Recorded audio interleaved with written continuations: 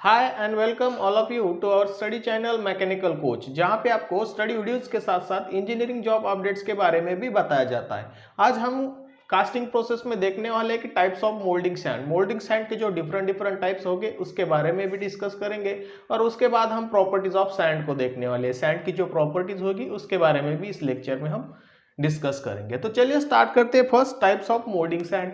तो इसमें first type हमारे पास जो होता है मोल्डिंग सैंड का वो होता है green sand. Green sand, okay.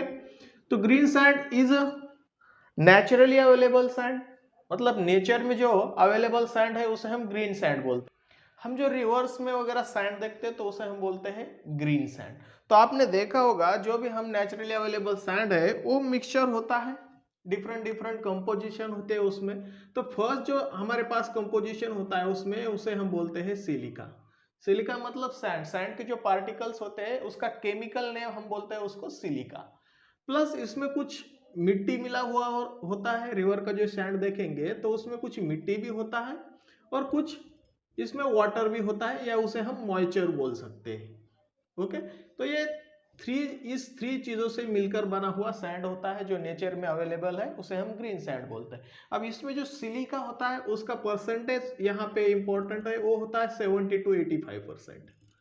Okay, clay जो होता है वो होता है 15 to 30%, उसमें मिट्टी होती है। और जो मॉइस्चर का कंटेंट होता है वो होता है अबाउट 8%। 8% के आसपास उसमें वाटर होता है जो नेचुरल सैंड अवेलेबल होती है उसमें।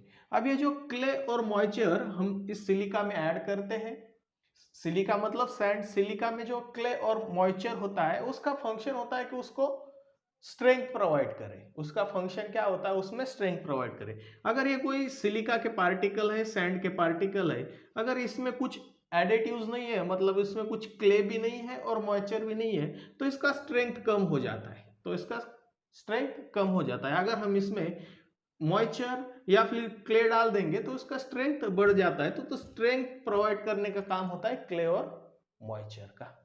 और ये जो ग्रीन सैंड होता है वो थोड़ा सा कोर्स टाइप का होता है, मतलब इसके जो पार्टिकल्स होंगे वो फाइन, जो ग्रेड होगा वो थोड़ा कोर्स ग्रेड होगा, मतलब थोड़ा बड़ा सैंड होगा। बड़ा सैंड होने की वजह से इसकी पोरोसिटी होगी वो ज्यादा होगी, इसकी पोरोसिटी होगी वो ज्यादा होगी। ये बड़ा सैंड है तो हम इसके लिए सिंपल कास्टिंग के लिए इसका यूज करते हैं। सिंपल कास्टिंग, क्योंकि इसके जो पार्टिकल्स होंगे वो बड़े होंगे। और रब कास्टिंग के लिए हम इसका यूज करते हैं। अगर कोई फिनिश कास्टिंग चाहिए तो हम इसको यूज नहीं कर सकते, क्योंकि इसके जो पार्टिकल होंगे वो बड़े होंगे तो उससे फिनिश इतना अच्छा नहीं आ पाएगा। इसलिए हम सिंपल और रब कास्टिंग के केस में ग्रीन सैंड को यूज करते हैं। यह जो है ferrous plus non ferrous material के लिए भी हम इसका यूज करते हैं। जो ग्रीन सैंड होगी इसे हम फेरस और नॉन फेरस मटेरियल के लिए भी यूज करते हैं। दूसरा जो टाइप होगा मोल्डिंग सैंड में वो होगा dry sand. Dry sand, okay. First green sand जो नेचुरली अवेलेबल सैंड है उसको हम ग्रीन सैंड बोलते हैं, उसके कंपोजिशन यहाँ पे लिख दिए है। अब है ड्राई सैंड। अगर इस ग्रीन सैंड को, इस ग्रीन सैंड से मैं ये जो मॉइस्चर का टर्म है इस मॉइस्चर को निकाल लेता हूं, इस ग्रीन सैंड से मैं मॉइस्चर को निकाल लेता हूं। अगर मॉइस्चर नहीं रहेगा तो बचेगा सिर्फ सिलिका और क्ले, और उसे ही हम बोलते हैं ड्राई सैंड। अगर ग्रीन सैंड से मॉइस्चर निकाला जाए तो इसे हम बोलते हैं ड्राई सैंड। तो dry sand is nothing but when we remove the moisture from green sand we get a dry sand. Dry sand, तो ड्राई सैंड का एक प्रॉपर, ड्राई करने से, इस मॉइस्चर को रिमूव करने से हमें क्या मिलता है, इसकी स्ट्रेंथ बढ़ जाती है, रिजिडिटी बढ़ जाती है, और एक इंपॉर्टेंट प्रॉपर्टीज होती है थर्मल स्टेबिलिटी। थर्मल स्टेबिलिटी, अगर कोई ड्राई सैंड है तो उसकी थर्मल स्टेबिलिटी ज्यादा हो जाती है। तो मॉइस्चर रिमूव करने से स्ट्रेंथ अलग अलग होते हैं, अब हम आगे देखेंगे प्रॉपर्टीज में उसकी कौन सी स्ट्रेंथ बढ़ जाती है, लेकिन कॉमन टर्म मैं यहाँ पे ले रहा हूँ कि उसकी स्ट्रेंथ बढ़ जाती है, रिजिडिटी बढ़ जाती है और थर्मल स्टेबिलिटी बढ़ जाती है मॉइस्चर रिमूव करने से। अब थर्मल स्टेबिलिटी बढ़ जाती है तो हम इसका जो बड़े बड़े कास्टिंग्स होते हैं उसमें इसका यूज कर लेते हैं। तो इसका यूज जो होता है ड्राई सैंड का वो होता है हेवी कास्टिंग्स में। कहाँ होता है इसका यूज? हेवी कास्टिंग्स में, राइट। तो ये ड्राई सैंड है। जब ग्रीन सैंड को हम उसके मॉइस्चर को निकाल लेते हैं तो हमें ड्राई सैंड मिल जाता है। थर्ड जो टाइप होता है इसमें सैंड में वो होता है लोम सैंड। लोम सैंड, ओके। अब हमने अभी तक देखा था ये जो सिलिका का परसेंटेज है वो 70 to 85% है, क्ले का परसेंटेज यहाँ पे हमने लिखा था 50 to 30% है। अगर कोई मेरे पास ऐसा सैंड है जिसमें सिलिका भी 50% है और क्ले भी 50% है, मतलब दोनों बराबर मिक्सचर में है, तो इसे हम बोलते हैं लोम सैंड। तो loam sand contains silica 50% and clay 50%। अब ये 50-50% डालने से हमें जो रिक्वायर्ड प्रॉपर्टीज है उसको हम थोड़ा चेंज कर सकते हैं अकॉर्डिंग टू हमारे यूज जैसा होगा उससे हम ये मिक्सचर ऐड कम ज़्यादा करके हम उसके स्ट्रेंथ जो रिक्वायर्ड होगी उसे अचीव कर लेते हैं। तो ये भी जो सैंड है इसे भी हम यूज करते हैं हेवी कास्टिंग्स के लिए। हेवी कास्टिंग्स के केस में हम लोम सैंड को यूज कर लेते हैं। तो ये 3 types, green sand, dry sand and loam sand, okay. ये जो है या सिलिका क्ले इसके मिक्सचर पे डिपेंड होता है। इसमें सिलिका 70 to 85%, 50 to 30%। इसमें मॉइस्चर रिमूव करेंगे तो ड्राई सैंड मिलेगा, और मॉइस्चर रिमूव करेंगे और फिर इसमें सिलिका और क्ले का 50-50% करेंगे तो हमें मिल जाता है लोम सैंड। फोर्थ जो टाइप है हमारे पास सैंड का वो है facing sand. Facing sand, okay. Fourth जो मोल्डिंग टाइप है हमारे पास वो है फेसिंग सैंड। अब फर्स्ट लेक्चर में मैंने आपको बताया था जब हम एक फ्लास्क है और इस फ्लास्क में हम क्या करते हैं, पैटर्न को रख देते हैं। मान लीजिए ये मेरा कोई पैटर्न है, इस फ्लास्क में मैंने पैटर्न रख दिया। अब इस पैटर्न के ऊपर मैंने वहां पे बताया था फर्स्ट जो इस पैटर्न है इस पैटर्न के ऊपर हम एक सैंड डाल देते हैं और इसे हम बोलते हैं फेसिंग सैंड।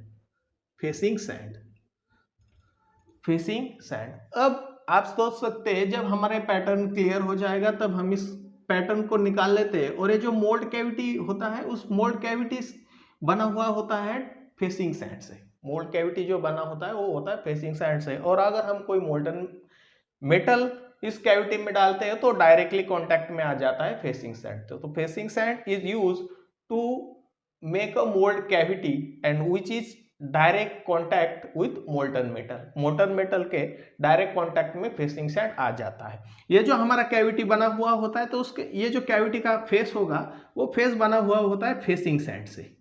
इसे नाम से ही जानते हैं फेसिंग, मतलब जो मोल्ड कैविटी होगा उसका जो फेस होगा वो बना हुआ होगा फेसिंग सैंड से, क्योंकि पैटर्न तो हम निकाल लेंगे और पैटर्न के जस्ट ऊपर हम डालते हैं फेसिंग सैंड।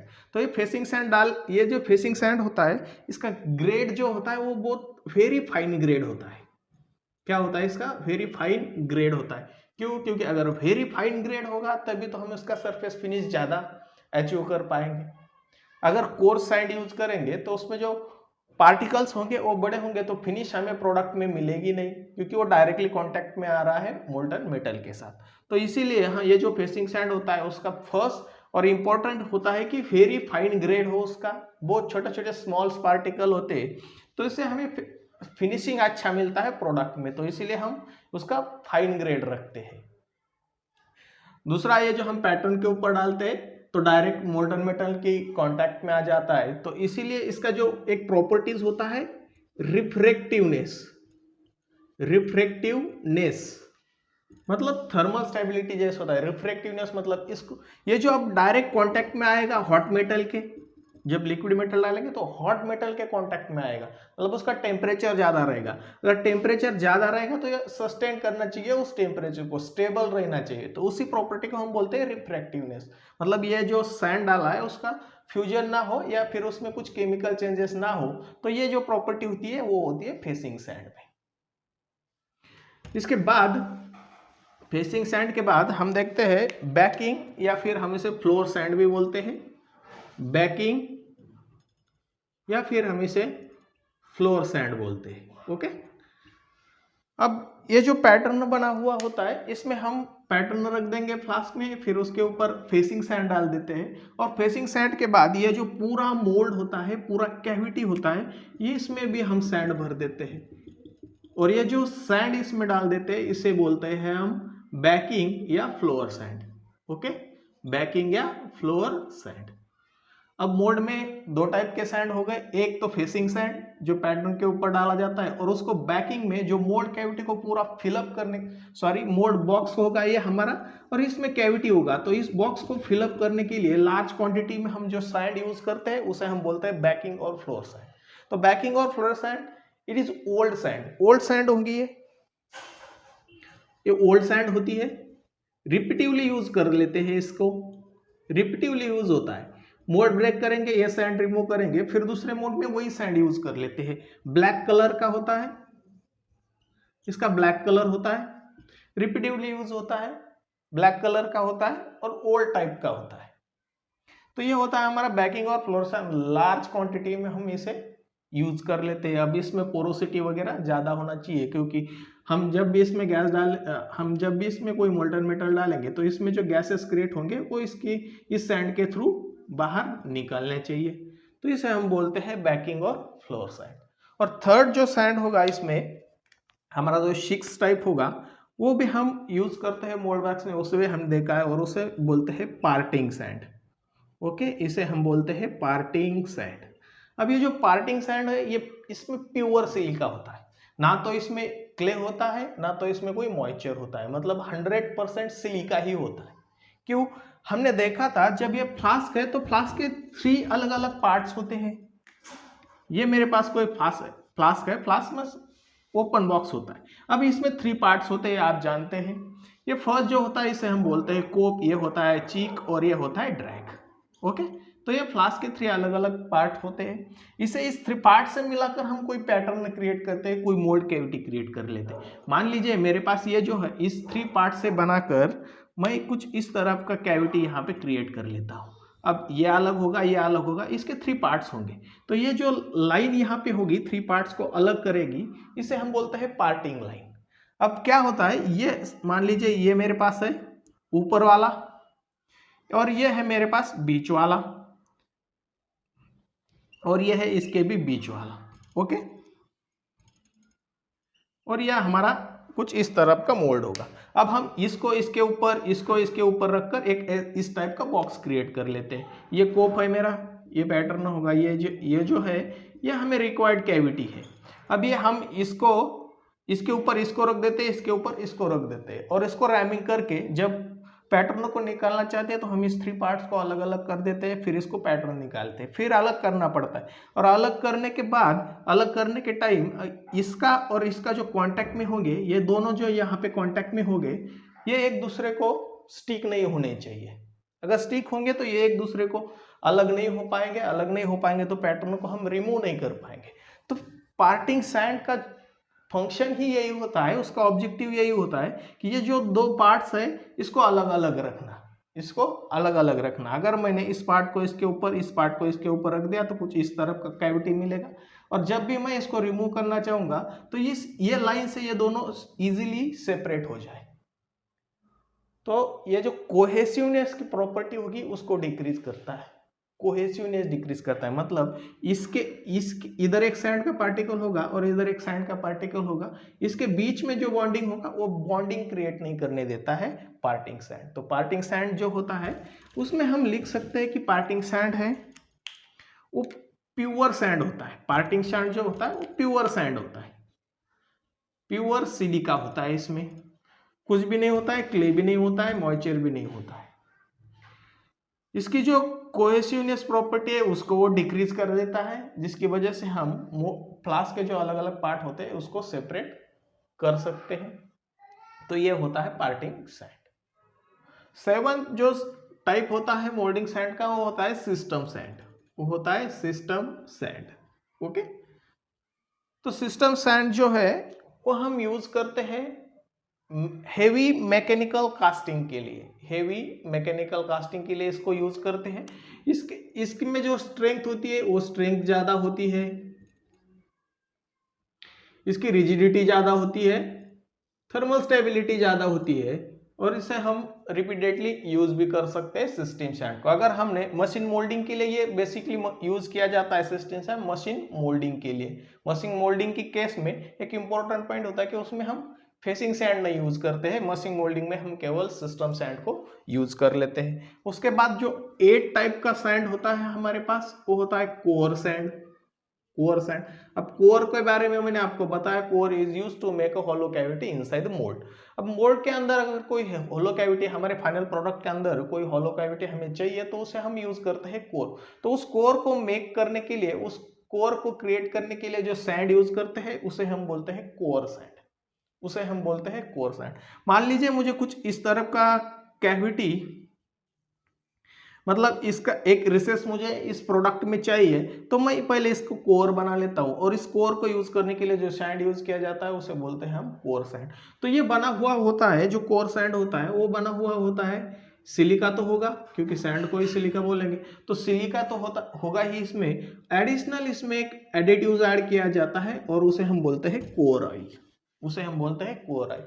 अब इस कोर ऑयल में हम बहुत सारे ऑयल है जिसे यूज कर सकते हैं, इसमें रेजिन्स भी हम यूज कर सकते हैं, मिनरल ऑयल भी इसमें यूज किया जाता है एज ए एडिटिव, और हम लिंसीड ऑयल जो होता है उसको भी हम यूज करते हैं as a core oil.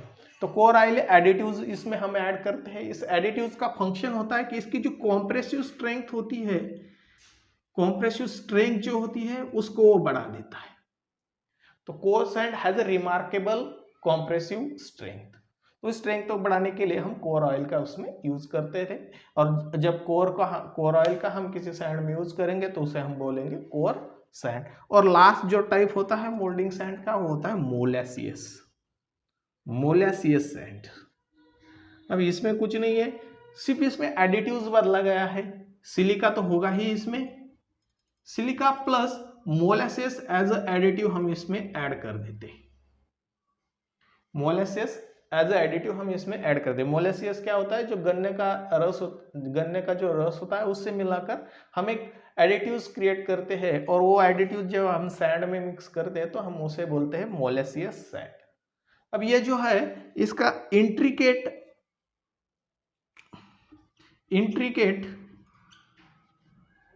Shape के लिए इसका यूज किया जाता है। मतलब अगर कोई डिफिकल्ट शेप है तो उस केस में हम मोलासियस उस सैंड में ऐड कर देंगे और उस सैंड का यूज कर देंगे। इंट्रिकेट और डिफिकल्ट शेप के लिए हम इस मोलासियस सैंड का यूज कर लेते हैं। तो ये थे different types of moulding sand. Theory question में आपको ऐसा कोई एग्जाम में देखने को मिल सकता है। हो सकता है कभी कभी एमसीक्यू टाइप में इसमें कुछ मॉइस्चर कंटेंट या फिर जो केमिकल कंपोजिशन है वो भी पूछा जा सकता है।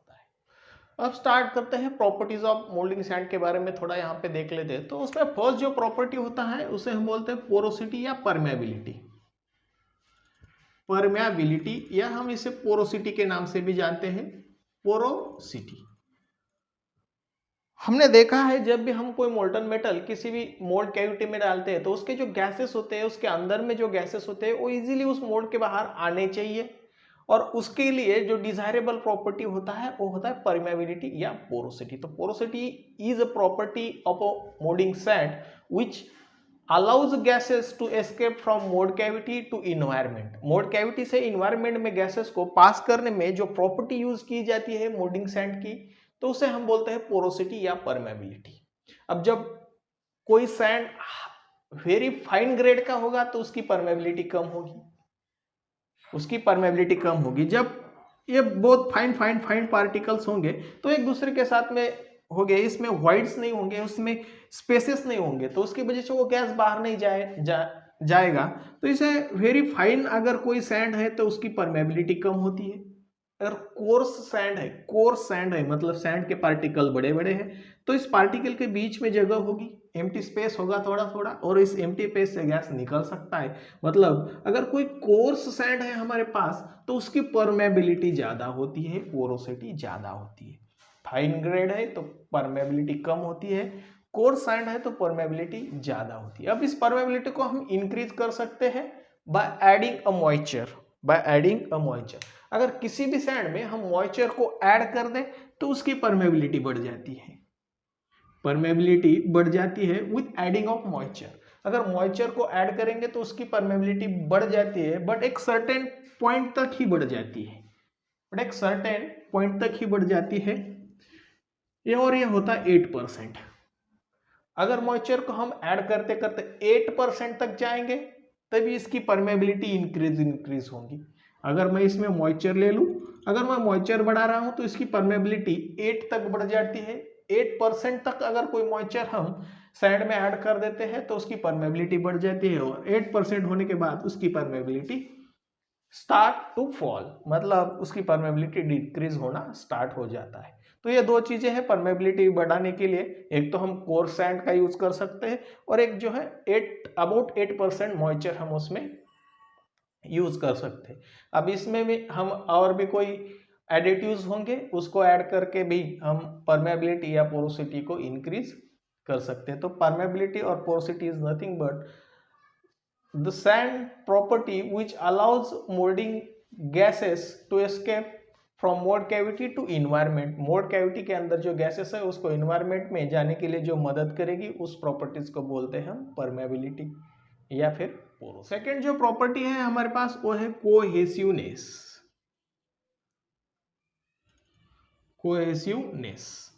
अब कोहेसिवनेस मीन्स क्या होता है? Attraction between the same particles. Means अगर ये मेरे पास कोई एक सैंड का पार्टिकल है और ये कोई दूसरा सैंड का पार्टिकल है, अब ये दोनों जिस फोर्स से एक दूसरे के साथ कनेक्ट हुए होंगे, जिस बॉन्ड से एक दूसरे के साथ, जिस अट्रैक्शन से एक दूसरे के साथ कनेक्ट होंगे, उसे हम बोलेंगे कोहेसिवनेस, उसे हम बोलते हैं कोहेसिवनेस। अब ये डिफरेंट सैंड में डिफरेंट हो सकते हैं, हमारे यूज के अकॉर्डिंग हम इसको बढ़ा सकते हैं या फिर घटा भी सकते हैं। जैसे कि हमने पार्टिंग लाइन एक सैंड का टाइप देखा था, तो उसमें हम यूज करते हैं 100% सिलिका, मतलब वो प्योर सैंड होगा। अब प्योर सैंड होगा तो इसमें केवल सिलिका के पार्टिकल होंगे, उसमें कुछ एडिटिव्स नहीं होंगे। अगर एडिटिव्स नहीं होंगे तो ये जो सैंड होती है वो एक दूसरे के साथ इतने फोर्स से कनेक्ट नहीं होती है, मतलब इसका कोहेसिवनेस कम होता है, और जब हम इसमें मिट्टी डालेंगे या फिर कोई एडिटिव्स डालेंगे, जैसे सीमेंट, हमारा एक एडिटिव्स है, सीमेंट डालेंगे तो ये एक दूसरे के साथ बहुत ज्यादा फोर्स से चिपक जाती है। तो एडिटिव्स अगर हम इसमें डालेंगे तो इसका कोहेसिवनेस बढ़ जाता है, एडिटिव्स डालेंगे तो इसका कोहेसिवनेस बढ़ जाता है, एडिटिव्स डालेंगे तो कोहेसिवनेस बढ़ सकता है। हम अगर क्ले मिक्स करेंगे कोई सैंड में तो उसका कोहेसिवनेस बढ़ जाता है। थर्ड जो प्रॉपर्टीज है हमारे पास सैंड की वो है एडेसिवनेस। अब इसका अपोजिट होगा, अगर सेम पार्टिकल के बीच में कोई फोर्स है तो उसे हम कोहेसिवनेस बोलते हैं, और अगर कोई डिफरेंट पार्टिकल है और उसके बीच में जो बॉन्डिंग होगा उसे हम एडेसिव बोलते हैं। जैसे एक सैंड का पार्टिकल है और एक जो बॉक्स बना होगा या फ्लास्क बोलेंगे तो उसका एक पार्टिकल है, ओके, मोल्डिंग बॉक्स है उसका एक पार्टिकल है। तो इस दो के बीच में जो फोर्स ऑफ अट्रैक्शन होगा इसे हम बोलते हैं एडिसिवनेस। हम ये जो मोल्डिंग बॉक्स होगा इसके अंदर जो सैंड डालते हैं, वो सैंड इस मोल्ड में जिस फोर्स ऑफ अट्रैक्शन से चिपक जाएगी उसे हम बोलेंगे एडिसिवनेस। तो हमें बेसिकली हमें जब सैंड कास्टिंग की बात करेंगे पर्टिकुलर तो हमें एडिसिवनेस कम चाहिए, क्योंकि ये जो बॉक्स है इसे हम जब भी निकालेंगे तो इजीली तरह के निकालना चाहिए, मतलब ये जो सैंड होगा ये इससे ज़्यादा चिपक ना जाए। जब पैटर्न की भी बात करेंगे तो पैटर्न में भी हम जब सैंड डालते हैं तो उसका भी एडिसिवनेस हमें कम चाहिए होगा, क्योंकि पैटर्न को हम जब निकालेंगे तब ये सैंड डैमेज ना हो जाए। अगर सैंड ज़्यादा फोर्स से इस पैटर्न के मॉलिक्यूल के साथ कनेक्ट हुआ होगा और जब हम पैटर्न को खींचेंगे तब ये सैंड भी खींच सकता है, तो हमें उस केस में एडिसिवनेस उसका कम होना चाहिए क्या, ताकि हम उस पैटर्न को इजी तरीके से निकाल सके। तो ये होता है एडिसिवनेस प्रॉपर्टी। अब जो फोर्थ प्रॉपर्टी होगा वो होगा फ्लोएबिलिटी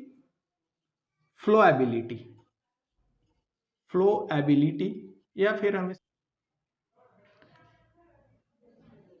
हम इसे प्लास्टिसिटी भी बोल सकते हैं, ओके, फ्लोएबिलिटी या प्लास्टिसिटी। अब क्या होगा, हम अगर ये मान लीजिए मेरे पास एक मेरा मोल्ड है और इसमें अगर मैं कुछ बहुत स्मॉल टाइप का अगर कोई फाइन एलिमेंट की कैविटी बनाता हूं, तो उस कैविटी में ये जो सैंड हम जब यहाँ से जब सैंड डालेंगे, ये जो पैटर्न होगा इसमें जब हम सैंड डालेंगे तो ये जो फाइन फाइन पार्टिकल्स होंगे, बहुत स्मॉल स्मॉल होल्स होंगे, बहुत स्मॉल स्मॉल शेप्स होंगे। उस शेप के अंदर हमारा जो फ्लो होने का एबिलिटी है सैंड का, उसको दर्शाता है हमारा प्लास्टिसिटी। अगर सैंड डालेंगे तो इसका शेप में हर एक कॉर्नर पे, हर एक साइड में उसका सैंड पहुंच जाना चाहिए, मतलब एबिलिटी टू फ्लो है, हर एक पार्ट में सैंड पहुंच जाना चाहिए, तो उसी एबिलिटी को हम बोलते हैं फ्लो एबिलिटी। जब हम इसमें वाटर ऐड कर देंगे तो उसकी फ्लो एबिलिटी बढ़ जाती है,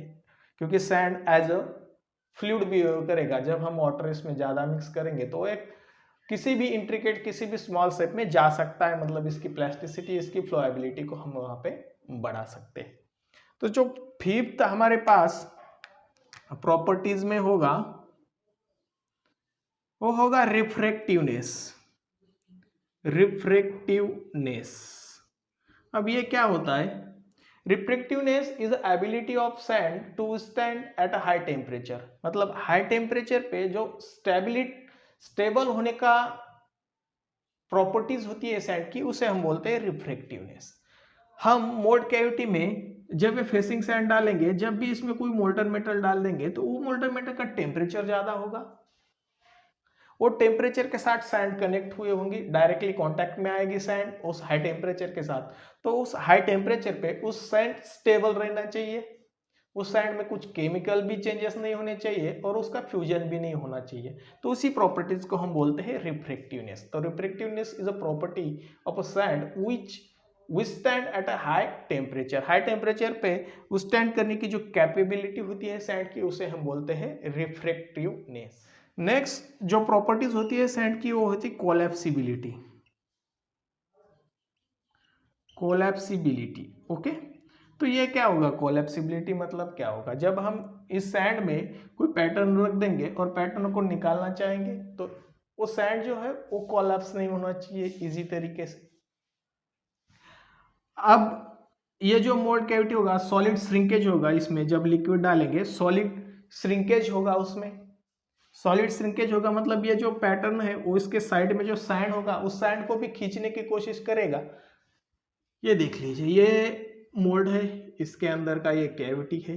अब इसमें लिक्विड डाल देंगे और जब ये सॉलिडिफाई होना स्टार्ट हो जाएगा, अब इसके साइड में तो पूरा सैंड होगा, अब जब सॉलिडिफाई होना स्टार्ट हो जाएगा, ये इसका शेप को कम करने की कोशिश करेगा।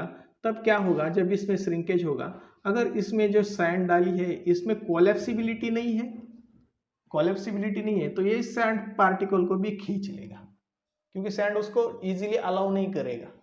अगर इजीली अलाउ करेगा तो उसे हम बोलते हैं कोलैप्सिबिलिटी है सैंड में, कोलैप्सिबिलिटी है, मतलब सैंड के पार्टिकल इधर ही रहेंगे और ये जो मोल्ड है वो ही उसका शेप ही, उसका ही शेप कम होगा। हमारा जो मोल्ड का कैविटी होगा वो कम होगा, लेकिन उसके अंदर का जो मेटल है वो मेटल इतना रहेगा, मेटल का शेप कम होगा, वो सैंड के पार्टिकल को उसके साथ नहीं खींचेगा। तो उसी प्रॉपर्टी को हम बोलते हैं कोलैप्सिबिलिटी ऑफ सैंड।